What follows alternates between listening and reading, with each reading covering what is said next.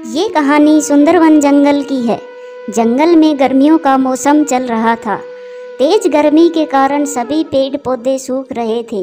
ऐसे मौसम में जंगल में रहने वाले पक्षियों को बहुत समस्या हो रही थी। पूरे जंगल में आम का एक पेड़ था जिस पर कुछ ही आम बचे थे। टुनटुनी चिड़िया और रोकी कबूतर भूखे थे। वो दोनों उड़ते उड़ते उस आम के पेड़ पर आकर बैठ जाते हैं। उस आम के पेड़ पर पहले से ही गोरी कोवी बैठी हुई थी। टुनटुनी और रोकी को देखकर गोरी कोवी कहती है, टुनटुनी चिड़िया और रोकी कबूतर, मेरी बात कान खोल कर सुन लो। मैं यहाँ पहले आई थी और इस पेड़ पर आम बहुत कम है, तो ये आम मैं अब किसी को भी खाने नहीं दूंगी। अब तुम दोनों यहाँ से जा सकते हो। गोरी बहन, ऐसे कैसे नहीं खाने दोगी आम? अभी भी इस पेड़ पर 3 आम लगे हैं। हम तीनों एक एक आम ले सकते हैं। इसमें लड़ाई करने की कोई भी जरूरत नहीं है। नहीं टुनटुनी, मुझे तेरा फैसला मंजूर नहीं है। ये सब आम मेरे हैं। इसमें एक आम मेरा और एक मेरे कालू जी का और एक मेरे बेटे का है। इसमें से मैं किसी को भी नहीं दूंगी। मैं ये पहले से ही बांट चुकी हूँ। अब तुम यहाँ से जा सकते हो। तुम नहीं जाते तो मैं ही तीनों आम लेकर जा रही हूँ। फिर गोरी कोवी वो तीनों आम लेकर वहाँ से चली जाती है। टुनटुनी व रोकी दोनों बैठे रह जाते हैं। टुनटुनी रोने लगती है, रोकी भैया, मेरे बच्चे भूखे हैं। अगर भोजन ना मिला तो मैं अपने बच्चों के लिए क्या खाने को लेकर जाऊंगी? टुनटुनी बहन, यहाँ भूख से मरने से अच्छा है कि हम किसी दूसरे जंगल में जाकर भोजन की तलाश करते हैं। टुनटुनी चिड़िया और रोकी कबूतर बैठे बैठे ऐसे बातें कर रहे थे। तभी उन्हें एक आवाज़ सुनाई देती है।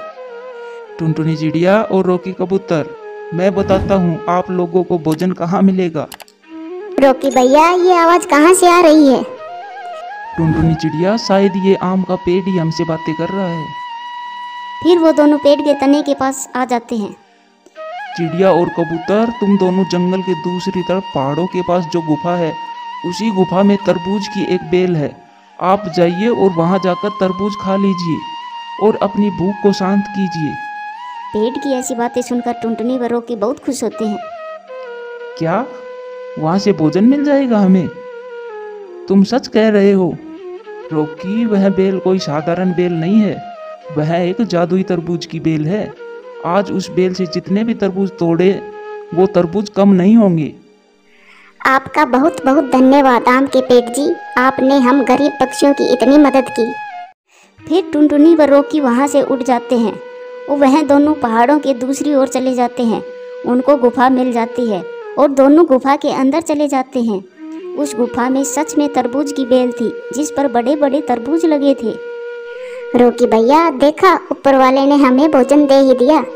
अब हम सब पक्षी यहाँ से मीठे मीठे तरबूज ले जा सकते हैं। मैं आज ही जंगल के दूसरे पक्षियों को भी बता दूंगी।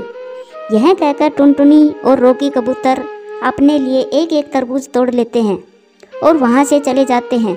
घर जाकर वह टुनटुनी तरबूज काटकर अपने बच्चों को खिला देती है।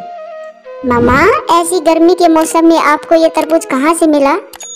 कुकू बेटा, हमें इस तरबूज के बारे में उस आम के पेड़ ने बताया था। अब से जंगल का कोई भी पक्षी भूखा नहीं सोएगा, सबको खाने को मिलेगा।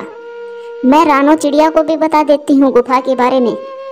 फिर टुनटुनी चिड़िया रानो चिड़िया को भी उस गुफा के बारे में बता देती है।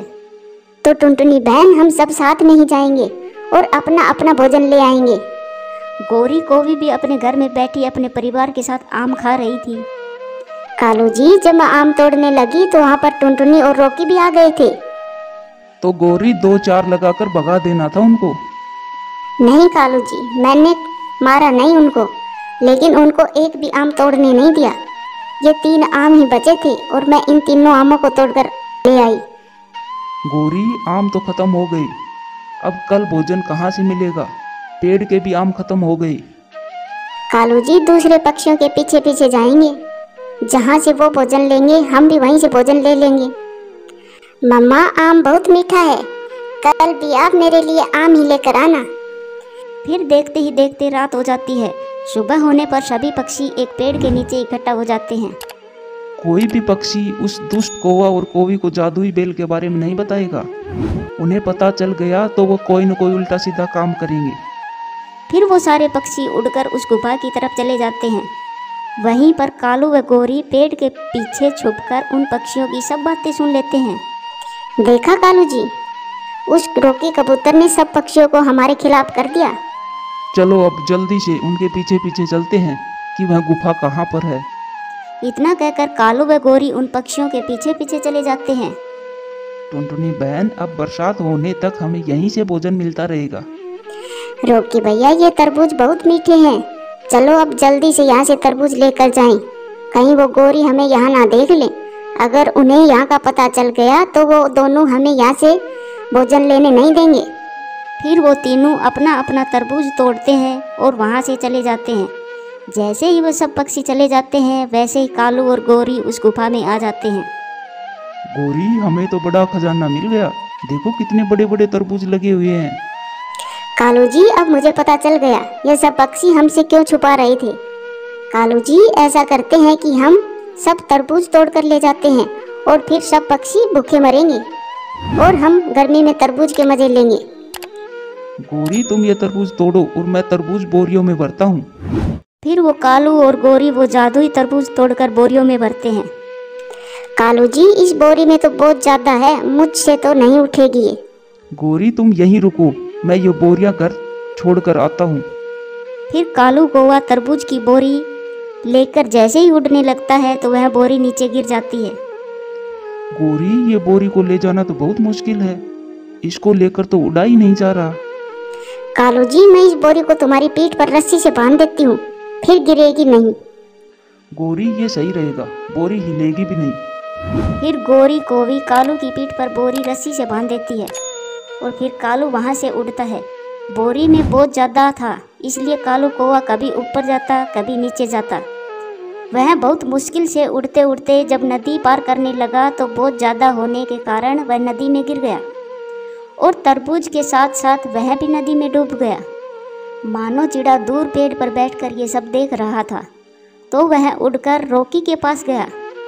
रोकी कबूतर को सारी बात बताई। तो वो दोनों दुष्ट उस गुफा तक भी पहुंच गए। मुझे जल्दी से जल्दी गोरी कोवी को ये सब बताना होगा।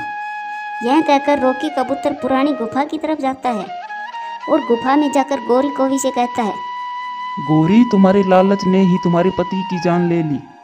रोकी की ये बात सुनकर गोरी हैरान रह जाती है।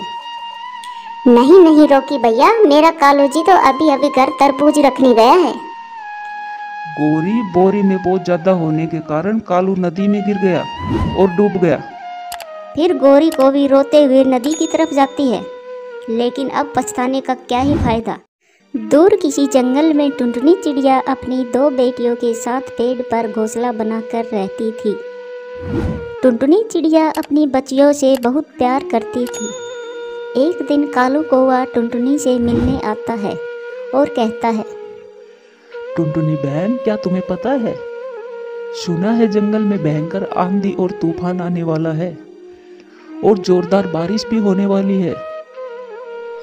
हाँ कालू भैया, तभी मैं सोचूं कि इतने काले काले बादल क्यों छाए हुए हैं।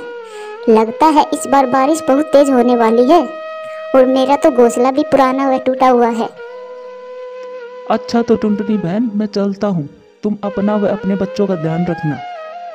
इतना कहकर कालू कौवा वहाँ से चला जाता है। टुनटुनी चिड़िया अपने घोंसले में बच्चों के साथ बैठी थी कि अचानक से जंगल में जोरों से बारिश होने लगती है। जंगल के सारे पक्षी तेज बारिश के मजे ले रहे थे, परंतु टुनटुनी चिड़िया बहुत परेशान थी। तभी अचानक तेज बारिश के कारण टुनटुनी चिड़िया का घोंसला टूट जाता है और हवा में उड़कर दूर चला जाता है। टुनटुनी चिड़िया अपने बच्चों की जान बचाने के लिए वहाँ से चली जाती है और तेज बारिश में भीगते हुए कालू कौवा के घर की तरफ चली जाती है। कालू भैया, इस भयानक बारिश में मेरा घोंसला टूट गया है। क्या बारिश रुकने तक आप मुझे अपने घोंसले में रहने दे सकते हो? मैं अपनी बेटियों को अपने साथ लेकर आई हूँ। कालू भैया, मैं कब से बारिश में भटक रही हूँ। टुनटुनी बहन, मेरे घर पर मेहमान आए हैं, इसीलिए मेरे घर में इतनी जगह नहीं है कि मैं तुम लोगों को रख सकूं। टुनटुनी बहन, मैं बहुत शर्मिंदा हूँ, लेकिन तुम कहीं और अपना ठिकाना ढूंढो। आज मैं आपकी मदद नहीं कर सकता। टुनटुनी चिड़िया उदास मन से वहाँ से चली जाती है। धीरे धीरे बारिश बहुत तेज हो रही थी टुनटुनी चिड़िया अपनी किस्मत पर आंसू बहाए जा रही थी। हे भगवान, अब मैं क्या करूं? बारिश भी बहुत तेज होने लगी है। मैं अपनी बच्चियों को लेकर कहां जाऊं? मेरी फूल सी बच्ची कैसे पानी में भीग रही है? तभी वहाँ एक पेड़ पर बैठा बाज उसे देख लेता है और कहता है, अरे ये चिड़िया अपने छोटे छोटे बच्चों के साथ इतनी तेज बारिश में यहाँ क्यों बैठी है? लगता है ये चिड़िया मुसीबत में है।